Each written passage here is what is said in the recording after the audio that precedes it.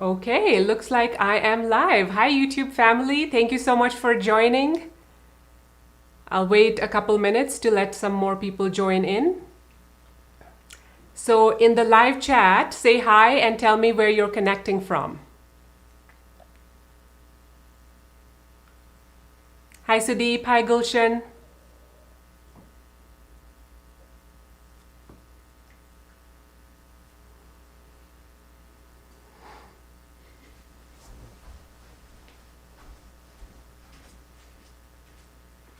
So while I wait for others to connect to the live stream, I just wanted to say a big thank you to my husband who has made this possible, all this setting up the live stream and scheduling and making sure my camera and mic and everything is synced and working. It is very complicated and he has made it possible. So big thanks to him. Even though I am a computer engineer, I am not the most tech savvy person. So without his help, I don't think I could have done this. So big thanks to him. And also big thanks to my sister because she is the one who has been editing all my videos in the last 2 months. And that's the only reason I have been able to produce one video every week, because I am extra busy these days because kids are at home 24/7. So my sister, by helping me take off the editing workload, has helped me immensely in making sure that I'm still able to produce and share weekly videos with you. So I received about 10 questions when I asked you in advance to send me your questions. So I am now going to start going through those questions one by one. I have about 4 questions about meditation. One is about habits, and some questions are related to relationships and managing stress. I expected some silly questions too, but most of you have sent me serious questions, which is totally fine. I will try my best to answer all of them, and just want to remind you that I'm not an expert in meditation or personal growth. I'm just learning with you. So just keep in mind that these questions are coming from whatever I know. I will try my best to provide you the best answers, but I'm not an expert. Okay, Ritesh, hello. Ritesh from San Jose. Ritesh is actually my friend from university, and Gulshan is from India. Very nice. And thanks to my sister Sudeep for telling me that the sound and video is good, because that was one of my one of the things that was in my background was how is the sound. So thank you for letting me know that. Shruti, hi Shruti. Shruti says I'm enjoying my coffee with this live. Nice. Here, I'm enjoying my water in a teacup. So cheers to who all those who are drinking some tea or coffee or whatever drink of their choice. Cheers. All right, so I'm now going to go into the first question. Ashwani, namaskaram. Hello. Where are you connecting from? If you're just joining, please tell me where you're connecting from and say hi in the group chat, in the live chat.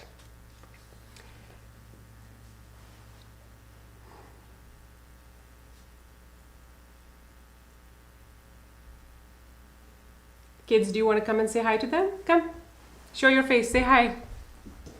Hi. Hi. That's my son and my daughter. They're sitting next to me. They were more nervous than I was about going live. No, I wasn't nervous. Oh yeah, she wasn't. Sorry. Okay, don't spin me. Okay, you can go sit on your chair now. All right, so the first question I got is from Vineet Kumar. The question is, I'm a daily and regular practitioner of meditation, but I can only do meditation at a stretch of 30 to 35 minutes as my legs go numb and it starts paining. Can you share a few tips to increase the duration of my meditation? Thank you, Vineet, for your question. And first of all, bravo and good job for doing 30 to 35 minutes every day. That's something even I'm not able to do. These days, I barely manage about 5 minutes, but before COVID, when I had a proper schedule and kids were going to school, that's when I did about 20 minutes. So if you're doing 30 minutes these days, that is amazing. Good job. So if you want to increase the duration of your meditation, what you could do is maybe around the 30-minute mark, when you feel that your legs are going numb or starting to pain, maybe you could change your position. If you're starting in the cross-legged position, maybe you could change it to Vajrasana, or maybe you can just sit on a chair or a couch after 30 minutes when you start to feel numb. And if your concern is that by doing that, you're opening your eyes for a few seconds and that is breaking your concentration or your focus, then another suggestion is that you could just do all your meditation on a chair or a couch. Nobody says that you have to do it on the floor, cross-legged. The reason we see the ancient yogis and sages, when we hear of them, they're always sitting in the lotus position, but the reason is that there were no chairs then. So that's just the way people sat, even when they were not meditating. So there's no rule that you have to sit on the floor. So sit on a chair or a couch. Being comfortable is an important thing, very important thing in meditation. And keep your back straight. Another tip is maybe you could try to sit on a meditation cushion or just any firm cushion, because what that does is it elevates your hips above your knees, and that makes it easier to sit for a longer duration with a straight back.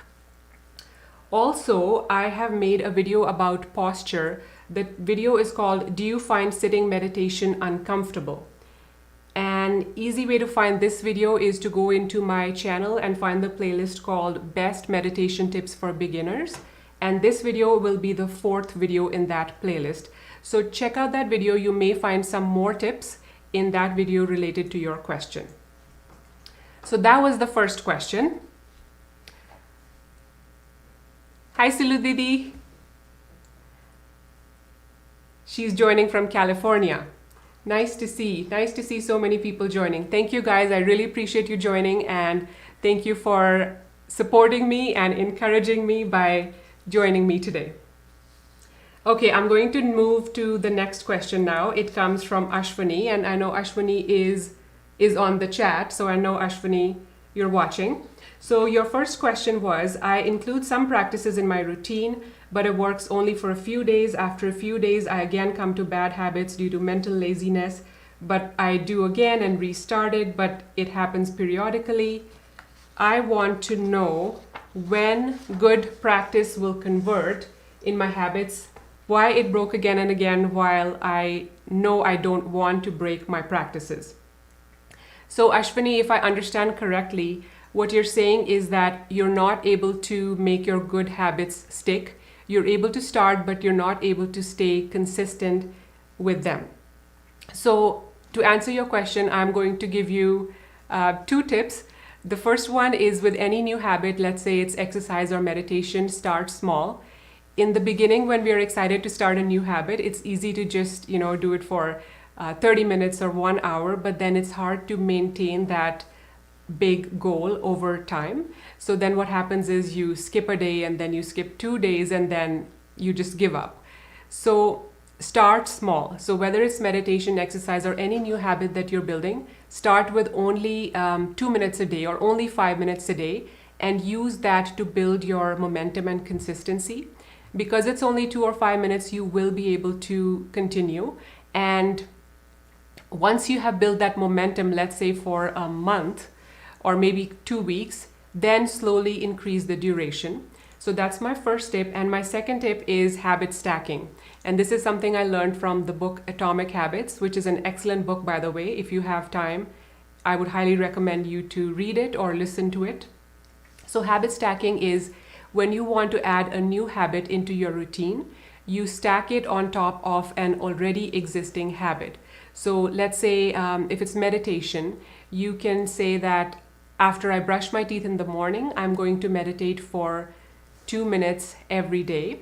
So that is called habit stacking, and you form an association. So automatically it'll kind of become muscle memory, where after every day you brush your teeth, you then just sit down to meditate, and then you won't even have to think about it or motivate yourself to do it, because it almost becomes like autopilot when you do it. So those are the 2 tips that I'm going to give you. And also, if you want some more detail on habit stacking or starting small, I have made videos about these 2 exact things. You can find these videos in the playlist called Best Meditation Tips for Beginners. I will link that playlist in the description of this video after the live stream has ended. And in that playlist, video number 2 and video number 4 is what you want to watch, which is in relation to your question. Let me go look at the live chat for a bit now. Thank you to all those who are commenting and asking me more questions. I am first going to go through the list of questions that I've already answered. That I have already been asked. And then if I have time, I might hop onto the live chat and see if I can give some quick answers to the questions that are being asked live right now. Okay. So these 2 were questions about meditation. Now let's change the topic and go to Shruti. Shruti asked me the question, how do I say no without offending anyone? Saying no is hard, isn't it? So I think if you want to say no and not offend someone, just say no and tell them your reason for saying no in a calm and confident way. And if they're reasonable, they will not be offended. But at the same time, the deeper question is, why do you not want to offend people? If you're like me, I have been a people pleaser in the past, and this is something that I am trying to change. And I'm guessing you also are a people pleaser, and which means you worry about offending people, right? But the thing is that when we live our lives in order to not offend people, we are not being true to ourselves. We are not being authentic. So I would say do not worry so much about not offending people. Those who matter don't mind. Those who mind don't matter. And also, I'm actually going to be doing a video on this exact same topic, which I am working on right now. It's going to be how to stop being a people pleaser, 5 ways in which I am learning how not to be a people pleaser. So whatever I have learned and how I am trying to change this natural trait of mine, which is to please people, I'm going to talk all about that in that video. So that video is going to come in the next few weeks, so watch out for that, Shruti. All right, so next question I'm going to take is also from Ashwini. And this question is, how can one get wisdom during meditation if they do not even have any thoughts? Great question. So in meditation, what we're doing is we are practicing observing our mind, right? And if you think about how we live our lives, we are covered by a fog of distractions. There's the distraction of our work, our relationships, our problems, social media. Our mind is thinking something all the time. But when we give it the opportunity to sit still and just observe your mind, then that fog, it doesn't happen right away, but with time and with practice, that fog of distractions begins to lift, and you are able to see clearly what your mind is, what you are, and you're able to access your inner wisdom. So wisdom doesn't always come from outside, from books or from, coaches or gurus. There's a lot of wisdom inside of you, but we never take the time to actually sit and listen to our inner mind. So meditation helps us by giving us that internal kind of wisdom, and it increases our self-awareness. And when you increase your self-awareness, pretty much your whole life changes. So that is the answer to your second question, Ashwini. Shruti says, thank you. You're welcome, Shruti. Okay, now the next question. Let me make sure I got all the questions on my first page.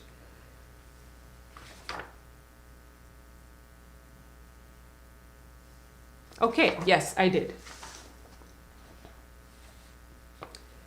So the second question is again from Shruti, and the question is, I can't meditate. Is there an alternative to get the same benefits? Some alternatives to meditation could be doing breathing exercises.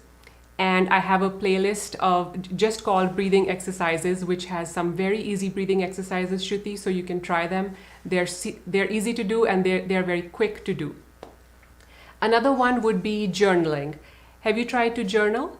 I myself haven't done it much, but from the videos I watch and from the books I read, I know that journaling can be very good in just clearing your mind and dumping all your thoughts on paper, because then it helps your mind to become a bit more clear. And lots of people do journaling the first thing in the morning. So that could be another alternative to meditation. What else could you do? Maybe you could do mindfulness-based activities like painting, where you totally get absorbed in what you're doing and you get in the flow state, and that can help to calm and relax your mind. So now that I've given you these three alternatives, breathing exercises, journaling, and mindfulness-based hobbies, I actually want to challenge you and ask you, why do you say that I can't meditate? I think most people who say I can't meditate, maybe they're having non-stop thoughts, or maybe they think that the quality of their meditation is not good. But most people are like that. Even I am like that. I also get a lot of thoughts when I meditate. So I want to challenge you, and maybe you should still try meditation. And maybe this is just a belief. Maybe this is just a self-limiting belief that you have, that I can't meditate. So think about that. I actually have a video on this exact same topic. It is titled, I Can't Meditate, What to Do If You Suck at Meditation. This is also in the same playlist called Meditation Tips for Beginners. I believe it's video number 6 in that playlist. So watch that video. Maybe you might change your mind about I can't meditate. Another thing you could do actually is walking meditation. Have you tried walking meditation? I have a video called, what is it called again? I think it's just called Walking Meditation or Walking Meditations. It is in my playlist called Easy Meditation Techniques. In that, I teach you 5 ways of doing walking meditation. So that's a great way to combine exercise, getting fresh air, and meditation. So maybe you could give that a try.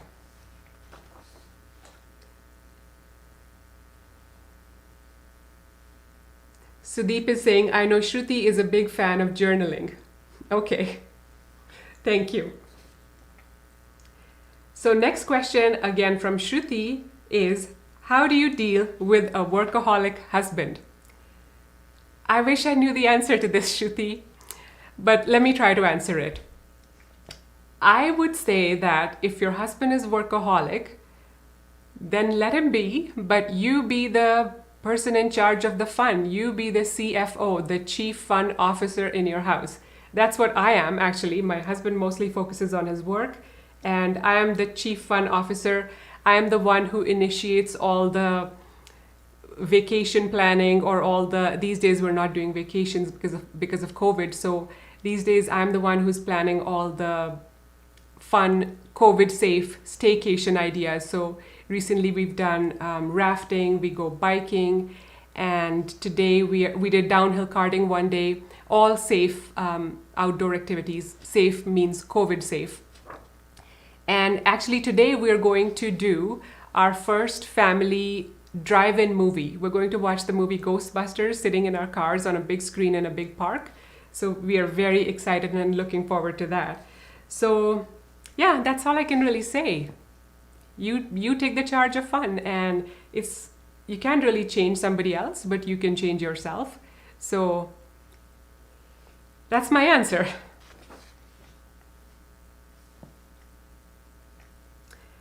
All right, next question is from Gulshan Kumar. How to become a devotee to God?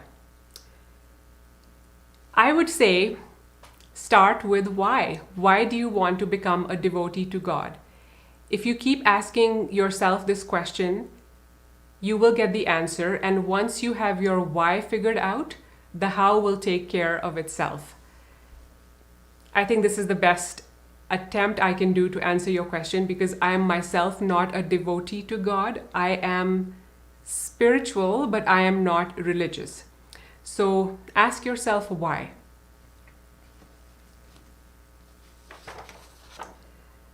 Okay, now the next question is from Ritesh. Ritesh asks, how to manage stress that I get because my wife keeps saying, don't take stress, asking for a friend. Your wife is right. How to not take stress. How to manage stress. So I'm sure you know this answer yourself, how to manage stress. Exercise is a great way, taking breaks, go out and be in the nature. Meditation is one as well. So those are the ways to manage your stress. We all have stress. We cannot delete stress from our lives, but we can just learn to manage it. And the other thing I would say is don't take yourself or your problems or your life too seriously. And I have been guilty of doing that too. We all assume that, me or my problems are the center of the universe. And that's sometimes all we see because we are in our own little head, right? But sometimes it helps to look at the bigger picture. So for example, okay, I'm giving you this as homework for tonight, okay? Because I know you're in California, so it's daytime right now, but when night happens, I want you to go out and look at the stars, look at the night sky for 5 minutes. And when you look at the night sky, I want you to just it's true. There are billions of galaxies in the universe. What we look at nighttime is just the Milky Way. And in the Milky Way, the sun is one of many stars. And then on our solar system, the Earth is a tiny speck. And on the Earth, we are the teeny tiny speck on Earth, right? So we are so insignificant, yes, yet we make our problems feel very big and determine our lives. So sometimes just looking at the big picture helps. And also in the same way, if you look time-wise, relative time-wise, the universe has been around for billions of years and will be around for billions of years. And in that big time frame, we get to experience this thing called life for just a blink of an eye, right? So for the very little time that we get to enjoy this thing called life, do you really want to live it in stress, worrying about your work or whatever other stress you're dealing with? Or do you want to actually live life and enjoy it and not take it so seriously all the time? So that is my answer to your question. I hope it made sense. Okay, so now I think I am done with all the questions that I received in advance.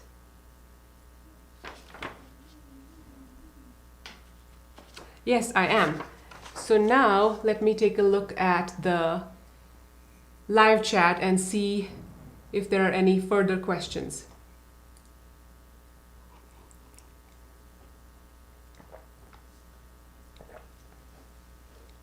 How long did you have to meditate for it to get into autopilot mode? Shruti took me, 3 or 4 years, but I don't think that's why I made so many videos about meditation, because the mistakes I made, the lessons I learned, I have tried to capture all of them in my videos.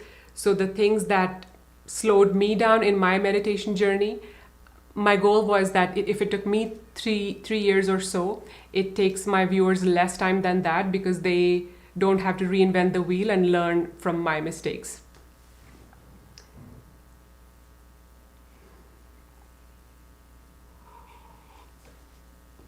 Guided meditation might be easier for those who think they can't meditate, myself included. Yes, great comment, Sudeep, thank you.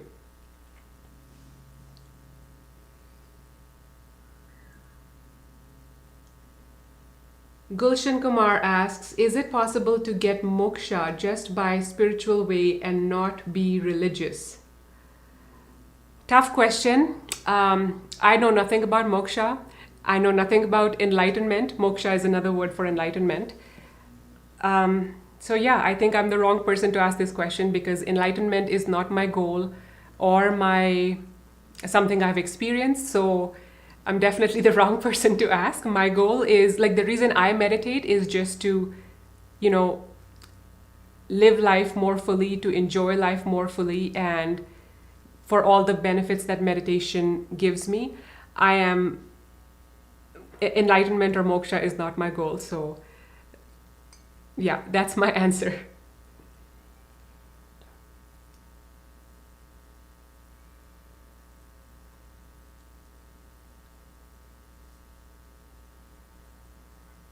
Do you always drink water in a teacup? Great question, Shruti. I don't. No, I don't always drink water in a teacup.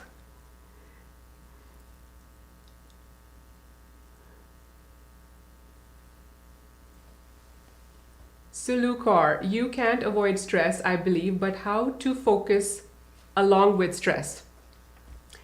Meditation, journaling, exercise, all those things help. And also blocking periods of time where you can focus and yeah, just say to yourself, for this 1 hour, I'm just going to do this and nothing else.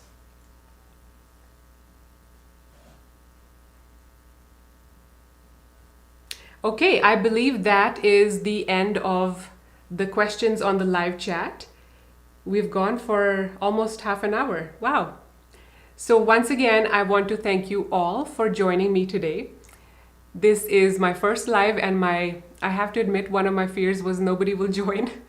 So thank you for joining and thank you for your questions. I really enjoyed answering them. I really enjoyed connecting with you live. This was my first time and it's totally different. I actually feel like I'm sitting and having a conversation with you. So I enjoyed it. I think I will be doing this more in the future. So I will see you next week, and next week's video is going to be about my lifelong struggle with waking up early and the things that didn't work and the things, 6 things that I'm doing now to finally be able to wake up early. So I'm very excited to share that with you. I will see you next Sunday. So until then, have a good week, stay safe, stay healthy. And also, if you haven't subscribed to my channel yet, remember to do it. And remember to like this video so more people can see it. Take care. Bye. End stream. Oops. End stream. End.